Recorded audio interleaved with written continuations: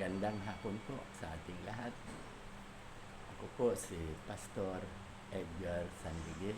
Kasalukuyan po nakadistino sa 184 4K Subdivision, Tabunto, Kawit, Cavite.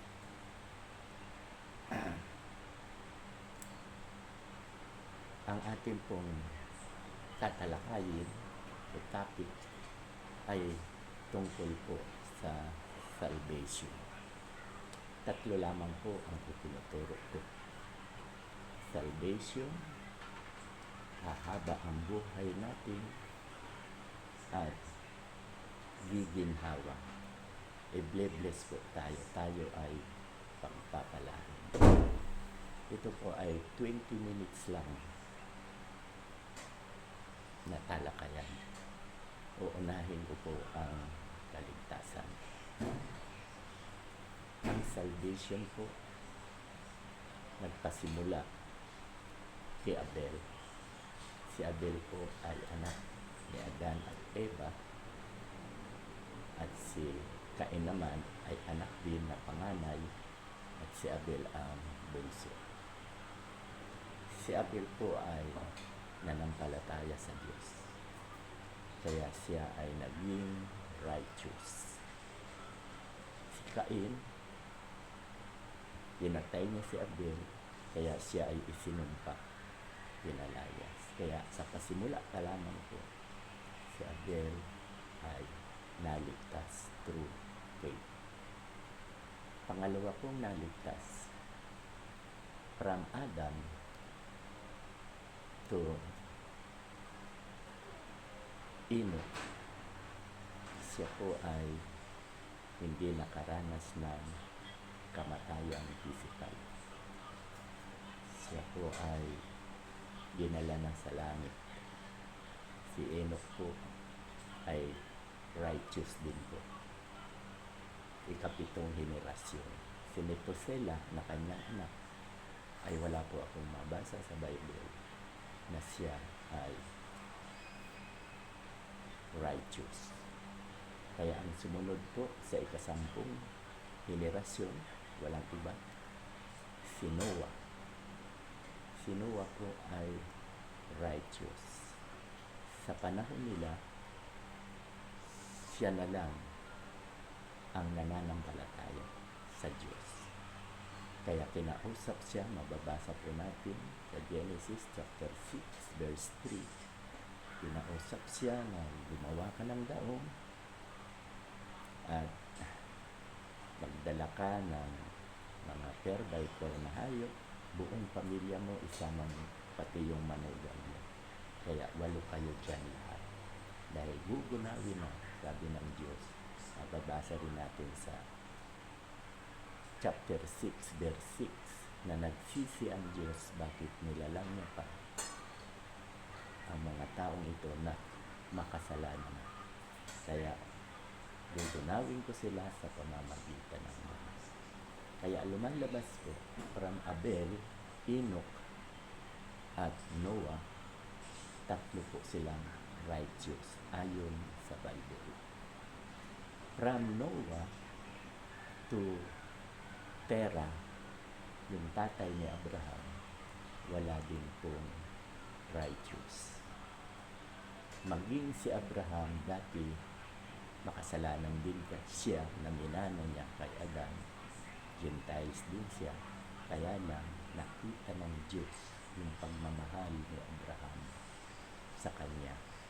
Kaya mababasa rin po natin sa Romans chapter 4 1 to 4 na maging si Abraham ay naging righteous through faith, hindi sa kanyang mabubuting gawa. Kasi sinasabi nga doon, kung naligtas siya sa paggawa ng mabuti, siya'y magmamapuri, siya'y magmamalaki. Kaya naligtas siya sa kanyang pananampalataya. So, dito lamang po tayo sa salvation. Yan po ang ating pag-uusapan. Sa pasimula, si Abel, sumunod si Enoch, sumunod si Noah, at pang-apat, walang iba, si si Abraham. Sila po ay naligtas through faith. Kaya sa pananampalataya lamang po tayo maliligtas. Kung mapapansin nga ninyo, yung kay Abel, walang pangako. Yung si Enoch, ikapitong henerasyon, wala din pong pangako. Pagdating kay Noah, wala din pong pangako. Kasi ang anak niya tatlo, si Sem, Cam at Japhet. At si Japhet nga ang nalagay sa downline. Wala din po akong nakita sa Bible na they are righteous. Kaya simula kay Noah, 10 generation to Abraham, at naging righteous si Abraham through faith. Ang pagkakaiba po, yung tatlo walang pangako. Si Abel, si Enoch, at si Noah, walang pangako. Pero pagdating kay Abraham, nang siya ay manampalataya at nakita ng Diyos, si Abraham na talagang mahal niya si Lord. Kaya may pangako si Abraham. Sabi nga ang pangako niya sa kanya, Abraham, magkakaanak ka at magiging kasindami ng bituin at buhangin. Yun po ang pangako. Unang pangako. Magiging kasindami ng bituin at buhangin. Pangalawa, pagpapalain kita hanggang kaapo-apuhan. Hanggang kaapo, pagpapalain kita. At pangatlo, mababasa sa Romans chapter 11, verse 26.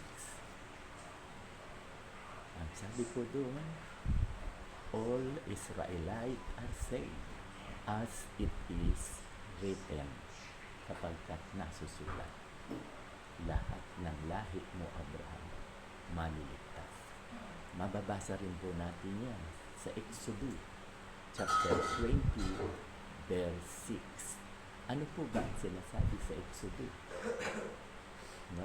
Chapter 20 verse 6. Ang sinasabi po doon, ang lahat ng magmamahal sa Diyos ay pagpapalain niya up to 1,000 generation. Pagpapalain, take note. Diba, tatlo lang ang ating tinuturo. Salvation, kaligtasan na kapag binawian tayo ng buhay sa langit ang tungo natin. Pangalawa, hahaba ang buhay natin. Pangatlo, pagpapalain ka. Diba sinabi kay Abraham, pagpapalain kita hanggang kaapo-apuhan. Up to 1,000 generation, pagpapalain kita. Did you heard Milo crying? So, from Abel, Noah, Enoch, Noah, at Abraham, apat sila. They are saved.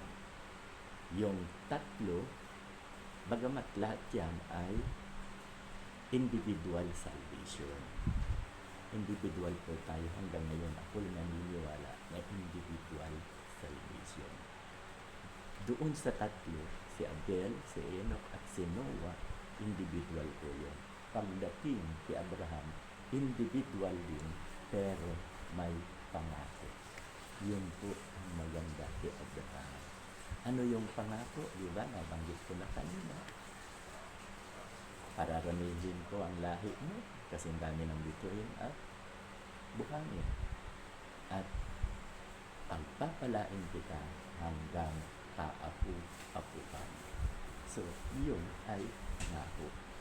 Si Abel, wala namang anak si Abel. Si Enoch, may anak si Methuselah, yung pinakamatandang namatay, 969 nung siya ay namatay. Wala din ako makita kay Methuselah na siya ay righteous. Si Noah, wala din ako makita sa mga anak niya, pero si Noah ay maliwanag na righteous. siya na lang ang nananampalataya sa Diyos. Kaya, yung tatlo, nililinaw ko, individual salvation, pero walang pangako. Si Abraham naligtas, individual din salvation, pero maganda ang pangako. Ano ba yung pangako? Diba? Nabanggit ko na kanina, Romans 11:26. All Israelites are saved as it is written. So, ang anak po ni Jacob, ni Abraham, na anak ng pangako, walang iba si Isaac. Bagamat nauna ang anak ni Abraham kay Agar, si Ismael. Si Ismael po ang panganay sa ibang babae, yung alipin ni Sarah. Ibinigay niya ang kanyang alipin at sabi nga ni Sarah, matagal ko nang gusto makita ang lahi mo, Abraham, kaya sipingan mo si Agar na aking slave, aking alipin, para magkaanak ka at makita ko na ang anak mo. So, ganun ang nangyari. Pero yung anak niya kay Agar ni Abraham, wala pong pangako. Walang pangako doon. Kay Isaac nagsimula ang pangako. Kaya nga, pagdating kay Isaac, downline from Isaac, si Jacob, anak ni Isaac, si Jacob, anak si Judah. Ang anak po ni Jacob, ni Jacob, ay 12 at isang babae, bali 13. Kaya lahat yun, yung 12, may pangako po yun. Maliligtas po yun. No? Ang pangako. Kaya lang sa downline, makikita po natin kasi yung genealogy of Jesus the Messiah, mababasa po natin sa Mateo chapter 1, verse 1 to 17.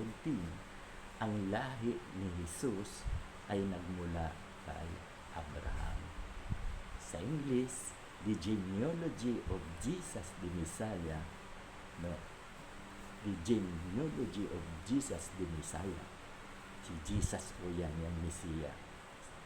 Si Jesus. So, lahi, sa pagkatao dahil alam natin na si Jesus ay totoong Diyos na nagkatawang tao. Sa pagkatao, naging lahi. So, kung babasahin po natin, pakikinggan natin yung pangako kay Abraham na maliligtas simula kay Isaac, ligtas po lahat yun. Si Isaac, si Jacob, si Judah, si Perez, at iba pa. Pati yung mga hari, si King David. Si King David po, from Abraham is 14 generation. Ang anak din ni King David, si Solomon, hari din yun, 15 generasyon. So, from King David to Babylon is another 14 generation. From Babylon to Jesus is also another 14 generation. Kaya all in all, from Abraham to Jesus, 42 generation. Ganun po sila. Lahat po yun, yung 42 generation, saved. Yan, dahil yan ay pangako. Ang Diyos po ay hindi sinungaling. Ang Diyos ay tumutupad kapag nangako. No? Kaya, sila, nakatitiyak sila na maliligtas.